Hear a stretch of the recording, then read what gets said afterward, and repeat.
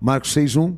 Tendo Jesus partido dali, foi para a sua terra e os seus discípulos o acompanharam. E chegando o sábado, passou a ensinar na sinagoga e muitos, o ouvindo, se maravilharam, dizendo: de onde vêm estas coisas? Que sabedoria é esta que lhe foi dada? E como se fazem tais maravilhas por suas mãos? Não é este o carpinteiro, filho de Maria, irmão de Tiago, José, Judas e Simão? E não vivem aqui entre nós suas irmãs? E escandalizavam-se nele.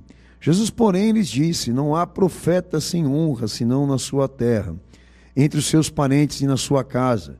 Não pode fazer ali nenhum milagre, senão curar uns poucos enfermos, impondo-lhes as mãos. Então admirou-se da incredulidade deles, contudo percorria as aldeias circunvizinhas para ensinar. Amém, Jesus? Quais os elementos que Deus ele usa para o chamado cristão? Os elementos que, quando pastor eu falo, do que se propõe, do que se oferece, que obviamente é um desafio para nós compreendermos, como também valorizarmos, porque existe um peso e uma medida na graça, que ela é reconhecida por consciência. E por quê? Porque ali naquele peso, naquela medida que Deus nos representou, está a profundidade do que Ele foi capaz de fazer por nós. Então essa profundidade quer dizer o seguinte: você tem que descer até o fim, na raiz, e entender o que é isso. O que seria aquilo lá? A doação, que foi ali, representada por Ele, que atinge a humanidade. Você tem que entender, você tem que descer essa profundidade e descobrir ali quais são os atrativos, né? Que digamos assim, se há elementos ali suficientes para Deus cumprir essa chamada para a humanidade, inclusive isso. Se há ali a argumentação forte disso, né? De fazer nos rendermos a Ele e nos dobrarmos diante dele, que querendo ou não, não pode ser apelação. Tem que ser por consciência, tem que ser por convencimento. Obviamente, muita gente que se diz cristã e diz ter aceitado Jesus, não desceu na raiz. Não se aprofundou, não conhece quais são esses elementos teológicos que estão ali no chamado, no apelo redentivo de Jesus. Mas estão dentro da igreja e, como todos sabem, fazendo negócio com a fé e com o evangelho, e sendo atraídos exatamente a fazer essas peregrinações religiosas dentro da igreja com atrativos, com propostas que não levam, né, elementos messiânicos de Jesus. Então, a gente está vivendo o caos. Eu venho dizendo aos irmãos, a igreja está um caos, está uma bagunça deliberada. Não se identifica mais nada entre eles como coisa cristã. Então, nós estamos vendo um momento muito difícil no que diz respeito à consciência dessa fé, e espero, meu Senhor Jesus, que vocês deem um jeito na vida de vocês, e arrumem bem isso, tá? Porque esse desprezo, esse descaso, que eles estão fazendo com a obra do nosso Senhor, eles vão pagar caro com isso. Bom, vai ficar muito nítido isso, o que há no chamado de Cristo, né? E quais são os elementos desse apelo que Ele pede ao homem, para que se renda diante dele. Então, eu vou falar alguns pontos que o pastor eu vou trabalhar aqui nesse texto, porque estão aí e devem ser vistos por nós. Primeiro, essa questão dele retornar à terra natal dele, onde ele se encarnou, porque Nazaré é exatamente a localização da onde aconteceu praticamente quase grande parte, né, da sua infância, do seu crescimento, depois da sua encarnação, que é uma extremidade do sul da Galileia, inclusive Nazaré, e entender por que ele teve essa iniciativa de querer voltar lá onde ele teve a infância. Um outro ponto importante também é a admiração daqueles judeus em relação a ele, ao mesmo tempo também o escândalo. Eles tinham uma admiração por ele no que ele representava e testemunhava, ao mesmo tempo se escandalizavam com ele. E, pastor, eu vou mencionar aos irmãos aqui esse motivo. Um outro ponto também, quando Jesus ele entra no mérito daquela questão de não haver honra para um profeta na sua própria terra. O que ele quis dizer com isso, né? Obviamente a gente sabe que era a rejeição que estava sobre ele ali, mas amparada no quê? Em que tipo de pensamento e conceito? E esse último ponto aqui também, penúltimo, quando o Senhor se surpreende da incredulidade dele. Você já parou para pensar o que seria Deus ficar surpreso por alguma coisa que ele descubra no homem, porque ele sabe tudo. Tá? Não quer dizer que ele ficou surpreso porque ele descobriu uma coisa que ele não sabia. Ele ficou surpreso pela perspectiva do nível daquela incredulidade. Não pela incredulidade, mas pelo nível em que ela atingiu. E o pastor, eu vou explicar por quê. E esse último ponto agora, que apesar de toda aquela rejeição, de toda aquela postura de negarem ele, ele parte e continua a sua missão pregando para outros povoados. Quando o trecho termina assim, né? Quem escreveu a pedido do Senhor estava orientado exatamente a fazer essa pergunta para mim e para você. Bom, depois de tudo que ele passou lá e sentiu lá, ele pega, parte para uma outra realidade? É uma coisa que eu tenho que entender com você, que seria prática hoje aqui. Hã? Porque eu escuto muito isso, insistência, a insistência. Bom, Deus, ele tem uma insistência, mas depende do que se trata. Porque quando condiz com incredulidade e ausência de fé em relação a ele, ele não luta por ninguém aqui. Então há muitos detalhes aqui que eu tenho certeza que você, no final desse culto, vai chegar na conclusão do que Jesus quer de você. Que aliás, que a maioria que está aqui hoje na sede é membro, não sei lá pela internet. Muita coisa que o pastor eu falo aqui, vocês entendem e compreendem, mas vou tentar me expressar da melhor forma para você saber disso. Esse chamado de Cristo para a tua vida exige de você e de mim profundidade de conhecimento daquilo que ele representou, ou representa ser para nós, e nós temos que estar a par disso. Amém? Ok. Vou começar pelo primeiro detalhe aqui, dele retornar a Nazaré. Essa iniciativa do Senhor, voltar para lá onde ele teve a infância, e os discípulos o acompanhando, e inclusive esse objetivo de ele entrar ali em sinagogas para pregar, biblicamente falando, essa atitude dele é um ato profético. Isso está lá em Mateus capítulo 2, versículo 23, nós vamos ler. Que como muitos momentos, né, do nosso Senhor, na sua aparição, na sua encarnação, ele se pontificou em cumprir o que estava nos escritos, que estava nos profetas, que é um fato, tá? Ele tinha conhecimento, ele sabia que ele precisava cumprir tudo. E esse é um momento que ele também está dedicado a fazer o mesmo. Mateus 2, 23, vamos lá. E chegou e habitou numa cidade chamada Nazaré, para que se cumprisse o que foi dito pelos profetas. Ele será chamado Nazareno. Amém? Ele será chamado Nazareno, ou seja, deram um título a ele, o Nazareno. Bom, Isaías 11, 1 é um trecho profético, né, de um profeta messiânico, que explica Mateus 2, 23, que quer dizer que ali existe uma profecia, que o Senhor ele seria da tribo ou de uma linhagem de Jessé, tá? Que mais ou menos a visão profética é essa descendência que ele se encarnaria, ela descende de Davi, a perspectiva realmente era essa e foi o que se cumpriu. Mas há um outro detalhe importante, que sobre o nome Jessé, que quer dizer renovo, né? Que em hebraico fala Netizer, que aponta para um outro detalhe. E qual? Que a semelhança do pronunciamento deste nome em relação a Nazaré, eu não sei se isso é possível, eu já vi essa sugestão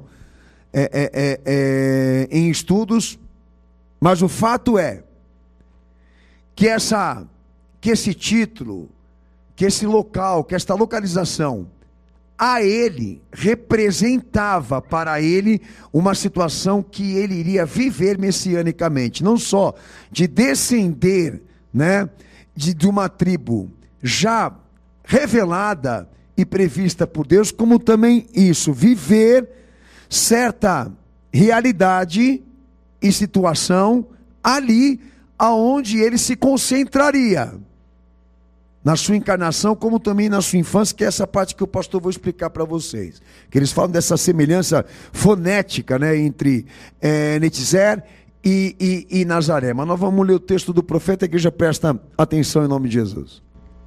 Porque brotará um rebento no tronco de Jessé, e das suas raízes um renovo frutificará. Tá. Então, de que importante há nisso, pastor? Bom, a sugestão era essa, que ele descenderia de Davi. Mas também isso, que ele se concentraria ali em Nazaré. Então, Nazaré ali, se tratando de uma cidade, aí você faz os levantamentos da realidade, dessa localização, desse centro de localização que o Senhor se concentrou ali por muito tempo, e se tratava de uma cidade humilde. E na tradição judaica, por ela ser humilde e de povoado simples, ela era desprezada. Então, digamos assim, muita cautela, né? Com esse detalhe. De que essa intenção de fazer com que o filho dele se encarnasse e vivesse a infância num lugar onde as pessoas ali viviam uma vida certamente simples e humilde, não é porque Deus está a favor de uma classe, tá? É porque existe o entendimento de que Nazaré se tornasse para o filho dele, para Jesus, uma provocação. Porque Nazaré passaria a ser um termo aplicado ao Senhor a partir de então, um termo aplicado de maneira pejorativa. Passaria a ser usado contra ele para desprezá-lo. Quando falava Jesus de Nazaré, eles estavam querendo exatamente isso, expressar essa indignação, porque ele veio dessa cidade, porque ele viveu ali, porque ele conviveu ali e ele é pobre. A ideia aqui é essa. É todos ali realmente terem vamos dizer, o conceito, né, do simples homem, da figura humilde e miserável. Então esse termo não foi usado pelos discípulos e nem por aqueles que escreveram os evangelhos com esse objetivo de desprezar o Senhor, lógico. Mas o termo ali, como também a localização, representa o que nós lemos em Marcos 6. O início da rejeição. A rejeição daquele povo, daquele povoado em relação a ele, consistia exatamente pela questão dele ter nascido numa classe social humilde. Partia disso, que eu acredito que será relevante para todos nós aqui. Entender por quê? Né? Porque, exemplo, por que Deus ele não se preocupou em fazer com que o filho dele nascesse numa cidade rica e também o nome da cidade fosse um termo para ele a ser usado, da qual trouxesse o status? Por que inverter isso?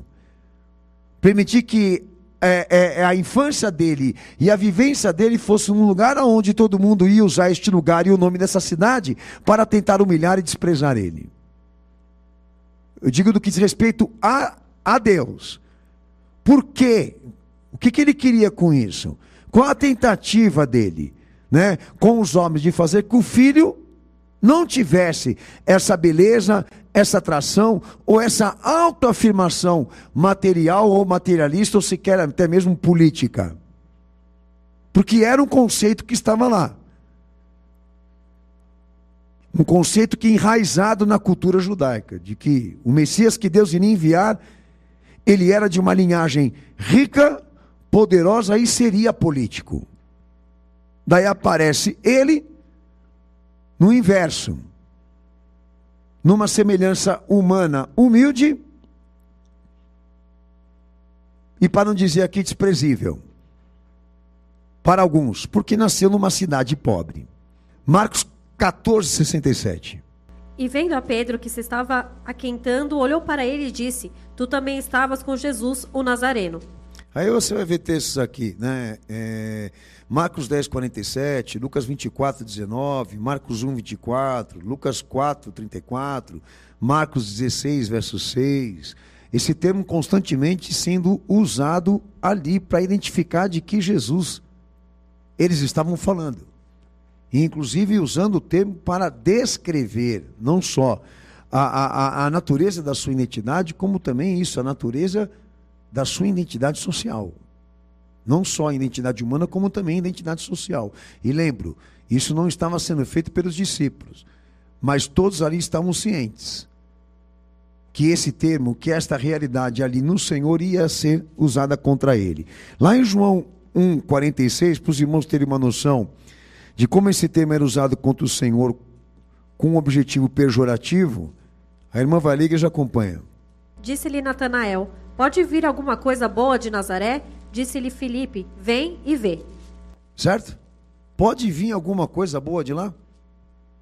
Pode sair alguém bom de lá? Conceito, julgamento, que estava enraizado na cultura desse povo. Mas Deus já sabia de antemão que essa realidade estava lá, e ele iria usar exatamente para o quê? Para confundir mais ainda os homens acerca do filho dele. Eu não cheguei nesse ponto ainda não. João 19, verso 19, esse termo usado pelos judeus, para os irmãos terem uma noção, chegou até o ponto de ser escrito na cruz. E Pilatos escreveu também um título e pô-lo em cima da cruz, e nele estava escrito: Jesus Nazareno, o rei dos judeus. Para vocês verem a insistência deles sustentarem essa rejeição por ele, baseando-se exatamente no quê? Na realidade social dele e econômica dele. Os irmãos têm uma noção, em Atos 24, verso 5, uma comunidade inteira de cristãos foi chamado de seita dos nazarenos. Temos achado que este homem é uma peste, e promotor de sedições entre todos os judeus, por todo o mundo, e o principal defensor da seita dos nazarenos. Amém? Que aí segue para Atos 2, 22, Atos 3, 6, Atos 10, 38, para esse problema continuou, persistiu dentro da igreja, até mesmo depois da ressurreição do Senhor e da sua partida. Agora fica aqui a observação. Qual o objetivo de Deus com tudo isso? De permitir que o filho dele se encarnasse numa região humilde e se desenvolvesse em infância numa região humilde e pobre. O que Deus queria com isso? O entendimento aqui é esse. O confronto desses conceitos, né, que estão aqui no mundo, dentro dessa moldura de corrupção, que nada relaciona ou leva à essência do que Deus é. Porque Deus, dentro da sua pureza, da sua verdade, da sua plenitude, essa realidade em nós afronta a nossa miséria. Afronta, revela a nossa superficialidade. Porque o pecado que está em nós e a corrupção que está em nós, como estava neles, fecha os nossos olhos para o entendimento do que é Deus e tudo aquilo que na verdade o testemunha. Então esse confronto aqui, de Deus querer que o seu filho fosse representado por uma humanidade, né, simples, humilde, é porque ele queria isso. Que todos aqueles que viessem a ele pelo que ele era, em amor, em justiça, em poder, em pregação, em palavra, em santidade, e não por isso, pela aparência, pela autoafirmação desse materialismo. Deus queria que o filho ali fosse essência e plenitude da palavra e do poder, ao mesmo tempo desse amor, dessa verdade, e todos aqueles que se dirigissem a ele, que fossem em busca dele, fossem em busca pelo que ele é, se dobrassem por aquilo que ele era na essência, e não isso por apelos de melhoria de vida, ou isso por se sentirem atraídos e seduzidos por essa beleza exterior, né? Que muitos se escondem atrás de uma. inclusive a sua podridão. Então começa aqui, Jesus aqui agora, entre nós. Qual é a intenção de Deus? De fazer o ser revelado aqui no nosso meio, de que ele seja conhecido, compreendido por cada um aqui, na sua profundidade. E o que deve nos atrair em relação a ele, é o seu amor e a sua verdade, e não o espetáculo desse materialismo, que está nesse mundo aqui agora, onde as pessoas valem mais pelo que elas podem comprar, pelo que elas possuem, não por aquilo que elas são. A vida, ela não tem um valor humano, ela tem um valor material. Essa é a nossa realidade nesse mundo. O homem não tem um valor pelo que ele é, mas pelo que ele produz. Então esse materialismo, ele atinge diversas escalas da corrupção e da imoralidade. E aqui não é diferente. A autoafirmação nele ali não era esse materialismo. Não era essa aparência, não era essa beleza exterior. Mas isso, a verdade, o amor, a justiça, a palavra, a revelação, que eles rejeitaram, que eles negaram por esses fatores sociais e econômicos, que não seria diferente talvez aqui para a tua realidade, para a tua situação, porque pode ser que esses conceitos te impedem de servir a Cristo mais, e há coisas ali nele que não se encaixam em você, exatamente por essa divergência de opinião e conceitos.